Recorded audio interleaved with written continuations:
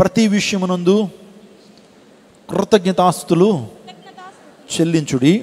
ఇలాగు చేయుట యేసుక్రీస్తునందు మీ విషయంలో దేవుని చిత్తం. Be thankful in every situation. Be thankful. కృతజ్ఞత కలిగి జీవించండి. స్తుతి చెల్లించండి. ఇందాక మనం చదివాక స్తుతి చెల్లించుటే యథార్థవంతులకు శోభస్కరం. దేవుని అసలు ఆనంద ధ్వని చేయాలి, స్తుతి ధ్వని చేయాలి, స్తుతులు అర్పించాలా. ఎందుకో తెలుసా? దేవుడు నీ జీవితంలో చేసిన కార్యాలను బట్టి. ఎన్ని కార్యాలు చేశాడు చెప్పండి? ఎన్ని కార్యాలు ప్రభు మన పట్ల జరిగించాడు. మనం బతుకున్నామంటేనే దేవుని కృప కాదా? ఎంతమంది మరణిస్తున్నారు. ఈరోజు నా ఒక విచిత్రమైనటువంటి సంఘటన నేను విన్నానండి. నాతో పాటు ఒక ఆయన ఒక 1 year బ్యాక్ నాతో ఫోటో తీసుకున్నాడు. ఈరోజు నా ఫోటో తీసుకొచ్చి, ఈ బాబుకండి 34 సంవత్సరాలండి, ఈ బాబు ఈ యొక్క వారంలో హార్ట్ అటాక్ వచ్చింది, మరణించాడని చెప్పారు. అమ్మ, ఏమైనా కాంప్లికేషన్స్ ఏమైనా ఉన్నాయా? షుగర్ కానీ, బీపీ కానీ, లేకపోతే ఏమన్నా యాన్సెస్ట్రల్ డిసీజెస్ అంటే హెరిడిటరీ ప్రాబ్లమ్స్ ఏమైనా ఉన్నాయంటే ఏమీ లేదండి. కంప్లీట్గా ఎక్దమ్ సాలిడ్ యంగ్స్టర్. మరి ఎలా మరణించాడో ఎవరికి అర్థం కావట్లేదండి. అలా 1 కాదు 2 కాదు, అనేక మంది ఈ రోజున మరణిస్తూ ఉన్నారు. అనేక మంది మరణానికి వయసు భేదం లేదన్నట్టుగా ఏమండి అందరి దగ్గరికి మరణం వస్తూ ఉంది. కానీ ఒక మాట, దేవుడు నిన్ను, నన్ను, నీ కుటుంబాన్ని, నా కుటుంబాన్ని ఇంకా సజీవ లెక్కలో ఉంచడం అనేటువంటిది దేవుని కృప కాదు. అందరూ బట్టి దేవుని స్తుతించవా? అనేకమైన యాక్సిడెంట్లు జరుగుతున్నాయి, రోజు కూడా చూస్తున్నాం మనం. అనేక మంది పిట్టల్లా రాలిపోతున్నారు ప్రజలు ఈ రోజున. దేవుడు మన సజీవ లెక్కల్లో ఉంచినందుకు దేవుని స్తుతించొద్దా? మంచి ఆరోగ్యంతో నింపినందుకు దేవుని స్తుతించొద్దా? ఇంకా నిజంగా మనము శ్వాస పీల్చుకుంటున్నాము, ఆ తర్వాత ఆరోగ్యకరంగా ఉన్నాము, దేవుని కృపలో వర్ధిల్లుతున్నాము. దేవుడు మన జీవితంలో చేసిన ప్రతి ఉపకారాలను బట్టి ప్రతి విషయంలో దేవునికి కృతజ్ఞాస్తులు చెల్లించాలి. కృతజ్ఞాస్తులు చెల్లించమని దేవుని లేఖను సెలవిస్తూ ఉన్నాయి. అది దేవుని చిత్తం. Are you giving thanks to God? దేవునికి మీరు కృతజ్ఞత చెల్లిస్తున్నారా? దేవునికి స్తుతులు అర్పిస్తున్నారా? ఏదన్నా నీ జీవితంలో గొప్ప కార్యం జరిగితే దేవుని కార్యం అనేటువంటి విశ్వాసంతో దేవుణ్ణి ఘనపరుస్తున్నావా? దేవుడు నన్ను బలపరుస్తున్నాడు, దేవుడు తన వాక్యం చేత నింపుతున్నాడు, దేవుడు తన రక్తంతో నన్ను కడిగాడు, దేవుడు తన రక్షణతో నన్ను అలంకరింపజేశాడు, నాకు నిత్య జీవాన్ని దేవుడు ఇవ్వబోతున్నాడు అని దేవుడు చేసిన, చేయబోతున్నా, చేస్తున్న కార్యాలను బట్టి దేవునికి ఏం చేయాలి? మనము స్తుతులు చెల్లించాలి. దేవునికి స్తుతి చెల్లించడం అనేది చాలా ఇష్టం అండి. మనం దేవునికి స్తుతి చెల్లించాలి. ప్రతి విషయం నందు కూడా మనం దేవునికి కృతజ్ఞతాస్తులు చెల్లించాలి. బైబిల్ గ్రంథంలో 10 మంది కుష్ఠరోగులు ఉన్నారండి.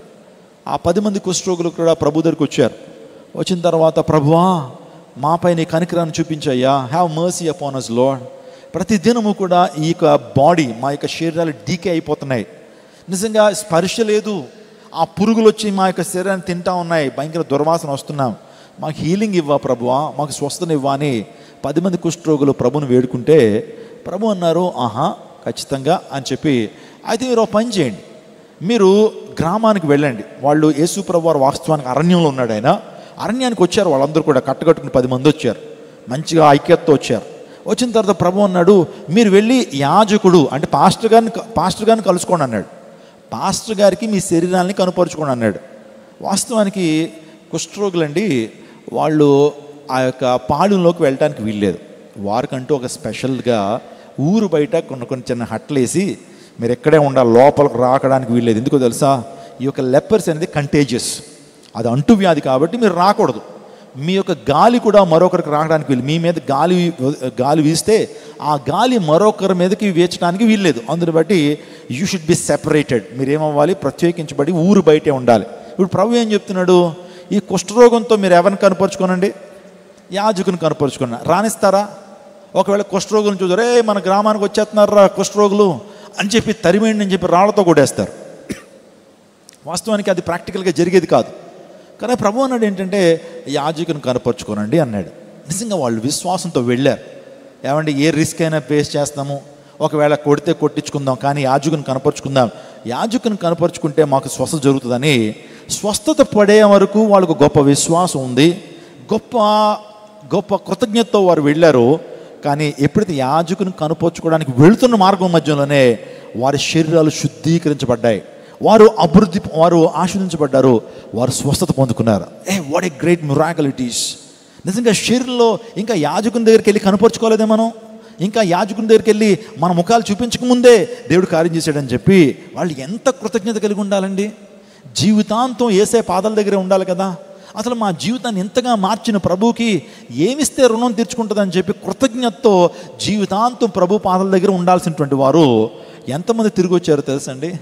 10 మంది కుష్ఠరోగులు శుద్ధీకరించబడ్డారు, కానీ but only 1 person came back to Jesus to give thanks. అంటే ప్రపంచంలో ఉన్నటువంటి రేషియో ఇంతేనండి. సో 10లో 1 మాత్రమే కృతజ్ఞత చెప్తారు. నువ్వు ఎక్కువ ఎక్స్పెక్ట్ చేయొద్దు. ప్రజలకు నువ్వేమైనా మేలు చేసావా?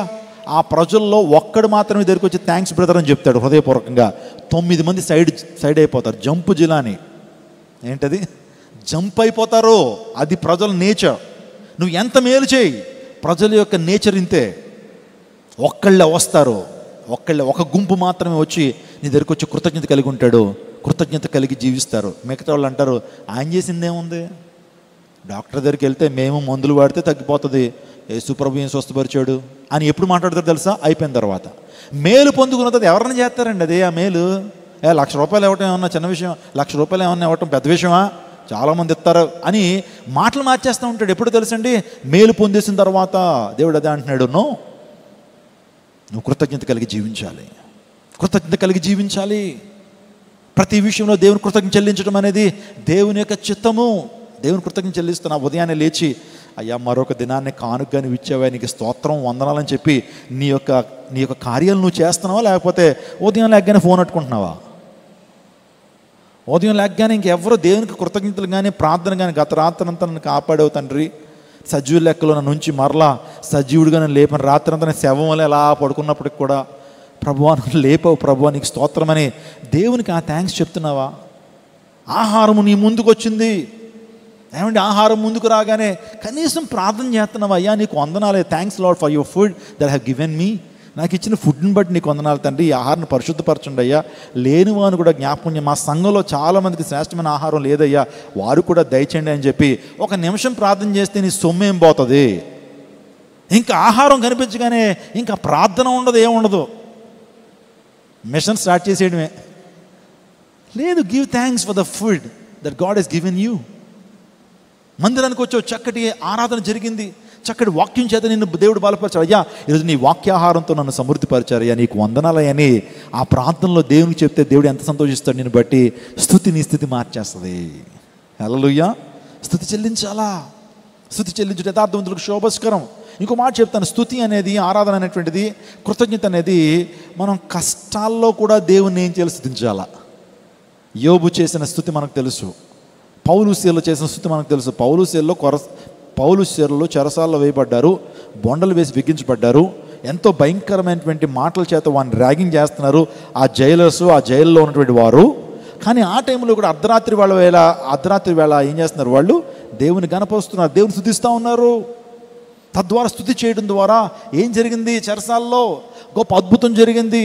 Super natural things were taken place at the time when they worship God, when they praise him. దేవుని స్తుతించినప్పుడు సూపర్ న్యాచురల్ మిరాకిల్స్ జరుగుతాయి. హృదయపూర్వకంగా దేవుని గణపరచినప్పుడు, హృదయం అంతా కూడా నువ్వు తెరిచి దేవుని గణపరుస్తూ ఉన్నప్పుడు నీ జీవితంలో, వ్యక్తిగత జీవితంలో, సంఘంలో, సమాజంలో there are some supernatural miracles will be taken place. ఒక గొప్ప భూకంపం కలిగింది. భూకంపం అనేది మనుషుల ద్వారా సృష్టించబడేదా? అది దేవుని ద్వారా సృష్టించబడాలి. దేవుడు గొప్ప కార్యం జరిగించాడు. పౌలు శీలను ఆ చెరసాలను విడుదల చేయడం మాత్రమే కాకుండా చెరసాల్లో అందరూ కూడా రక్షణ పొందడానికి, చెరసాల నాయకుడు కూడా రక్షణ పొందడానికి దేవుడు ద్వారా తెరిచాడు. Your praise will change the people. Your praise will make us to get great victory in the name of Jesus. యేసు నామములో గొప్ప విజయాన్ని పొందుకునేలాగా మన స్తుతి చేస్తుంది. అందులో మారండి. మీ జీవితాల్లో మీ యొక్క ఆలోచన విధానం మారాలి, మీ దృక్పథం మారాలి, దేవుని పట్ల వైఖరి మారాలి. స్తుతి అంటే అర్థమేంటి తెలుసా? నేను అంటాను వర్షిప్ ఈజ్ అన్ యాటిట్యూడ్ అంటాను. చెప్పండి, ఆరాధన అంటే ఏంటి? యాటిట్యూడ్ అంటే వైఖరి, నీ విధానం, నీ యొక్క ఆలోచన విధానం మారటమే వర్షిప్ ఈ రోజున. కాబట్టి స్తుతి చెల్లించుట దేవుని యొక్క చిత్తమై ఉన్నది.